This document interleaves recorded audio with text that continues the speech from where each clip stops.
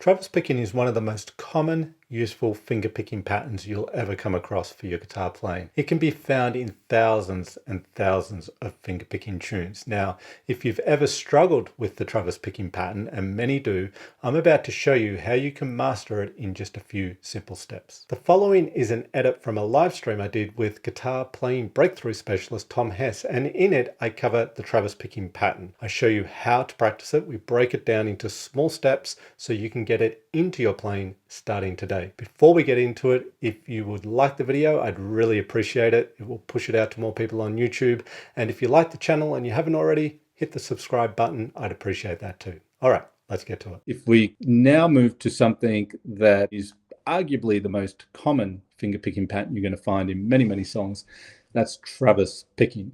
So Travis picking is a pattern where it's all based around your thumb. Your thumb is playing, I'll keep a simple bass here. So if I just grab my C chord, I'll demonstrate it, and then I'll show you how we can break it down and what I believe is the quickest way to be Travis picking. People can look at this pattern and see it many, many times over in all its different sort of combinations and variations that you'll see, and not really ever discover that there is a pattern there, and they get caught up in sort of the details of it. But if we look at the concepts and the foundation of it, it's a lot easier to then recognize and use and ad-lib with. The basis of Travis picking is that your thumb, it's the most important part of this pattern, is playing a bass pattern that is constant. It repeats over and over and over and over, and it's always, without exception, on the beat, on the 1, 2, 3, 4. So if I've got the C chord, a Travis picking pattern would be to go 5,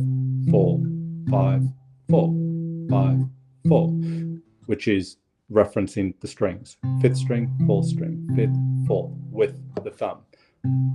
And then on top,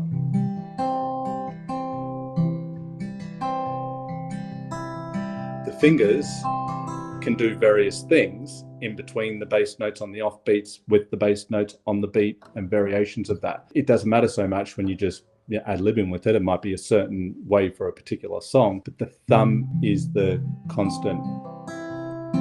You can play notes together, and you would have heard songs like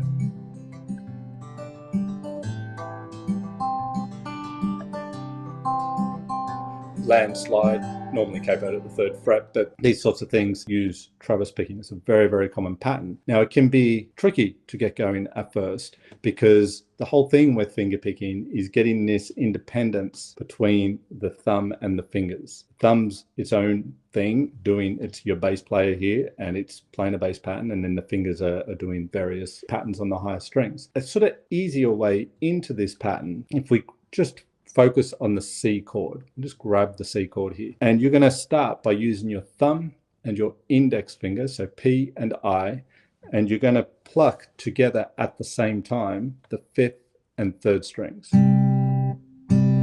Like that. Okay, just the 5th string and the 3rd string, which is open in the C chord, together at the same time. Then you're going to take the thumb and the middle finger, P and I, and you're going to pluck the 4th and 2nd strings together. So you get the 2nd and 1st fretted notes on those respective strings. So you got thumb and index, 5th and 4th string, thumb and middle, 4th and 2nd string. So that's a pinch. We'd refer to that as a pinch. So if you're using just a thumb and one finger to pluck at the same time, the thumb and any one of the fingers, it's referred to as a pinch. And that's what we're doing there, just to get started here. Pinch, pinch, pinch.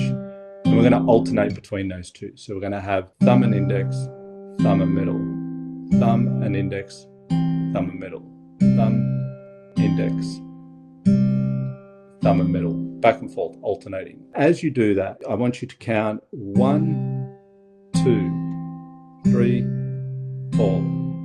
1, 2, 3, 4. Okay, so we're just simply playing on the beat of the bar each time. 1 in 4/4 time. 1, 2, 3, 4.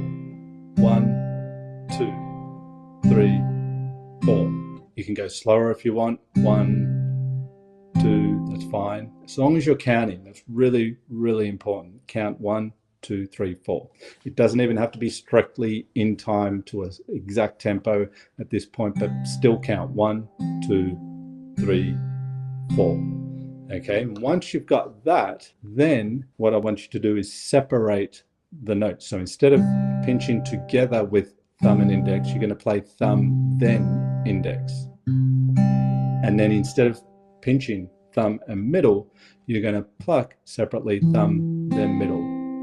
And you're still going to alternate. So instead of this, 1, 2, 3, 4, we're going to go 1, 2, 3, 4. So we're still counting. The thumb's still on the beat.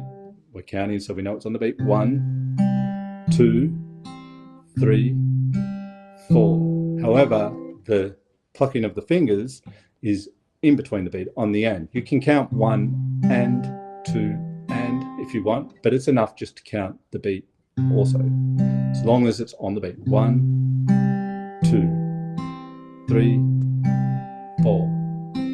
1, 2, 3, 4. And if you're doing that, you're Travis picking. You've got it, right? It's just a matter of getting the fluency and a little bit of speed to it perhaps. But that is 1, 2, 3, 4, 2, 3, 4, 1, 2, 3, 4, 2, 3, 4, 3, 4. So that's our progression.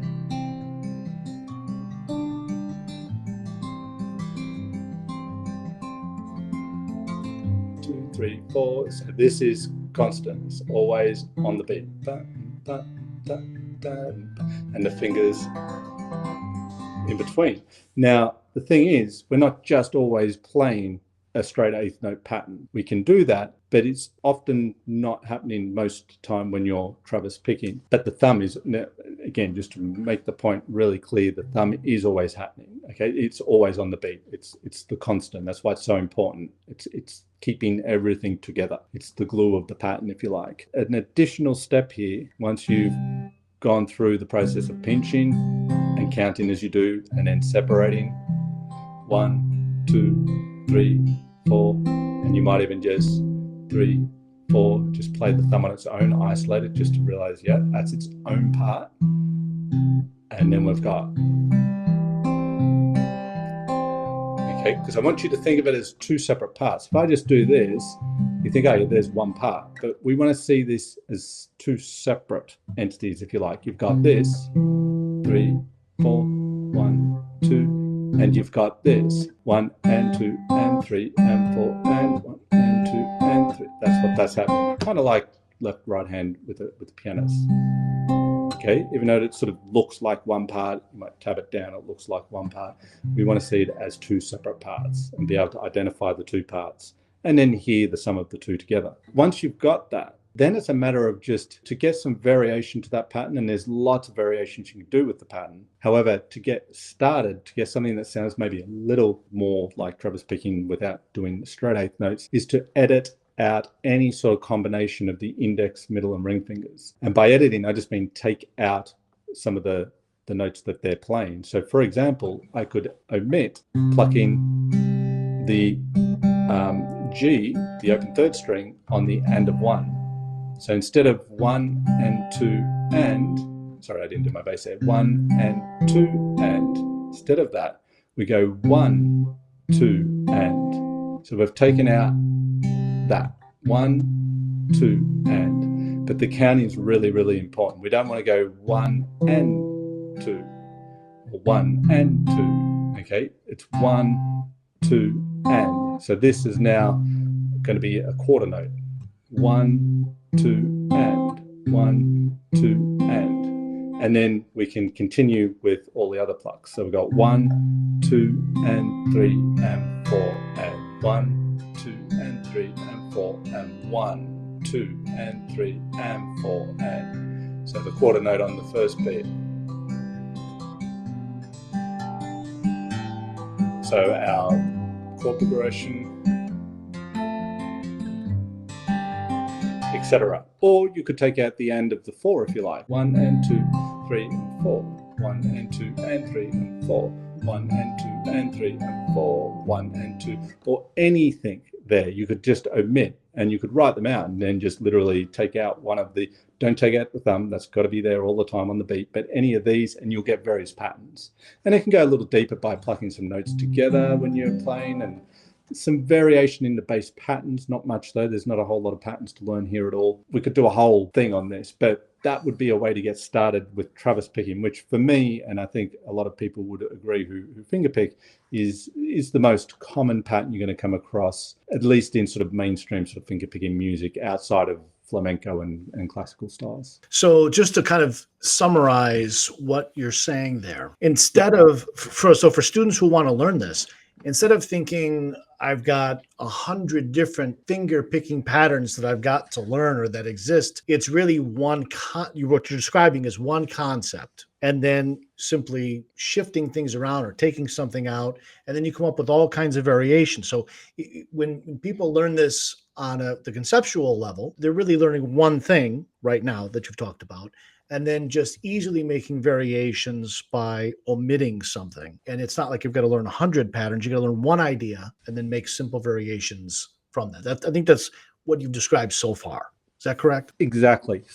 Absolutely spot on. That's and the other way you can do it, which is the hard way, is the way you describe, is seeing it as all these different patterns and seeing it in this song and that song, and not sort of seeing the forest for the trees type thing. You want to step back and see the pattern, the concept, because it becomes something that you'll be able to ad lib on and keep the thumb going, just like you can ad lib on your strumming. You get a few sort of strumming patterns down, you get the concept of strumming, let's say eighth notes. Now you can do all sorts of combinations of eighth note strumming patterns by missing the up on the ands and so forth. It's the same sort of thing here. And then you could look at a song, for example, if I had to play Landslide, someone's going to sing, I'm not going to, and I have to do it right now. I don't know that song, all the little intricate bits and pieces, but I know it's Travis picking. I know the chords, so I can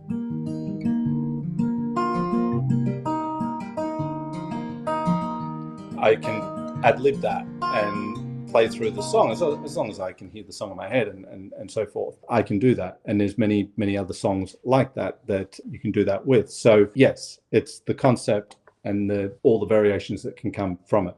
But if you understand it and you build it from the ground up, it's a lot easier. If you like this video, you'll love this ebook complete with video examples called 10 Melodic Fingerpicking Patterns you can learn in 10 minutes or less. Do you struggle to make the fingerpicking patterns you learn on guitar sound like music? Perhaps it's because you believe in one or more of these fingerpicking pattern myths. 1. You need to know a lot of patterns to have your fingerpicking sound musical. 2. Only advanced fingerpicking patterns sound musical. Easy patterns are too basic to sound any good. Or 3. There is a magic pattern out there somewhere that once found will finally have your fingerpicking sound the way you want it to. None of these myths are true. This is because fingerpicking patterns alone are not musical. They're technical. It's what you do with the patterns that will determine how musical they sound. In this ebook, you learn how to make the most boring fingerpicking patterns sound amazing instantly. Plus, the simple trick to make advanced fingerpicking patterns easier to play, and the thumb and one finger trick that's so simple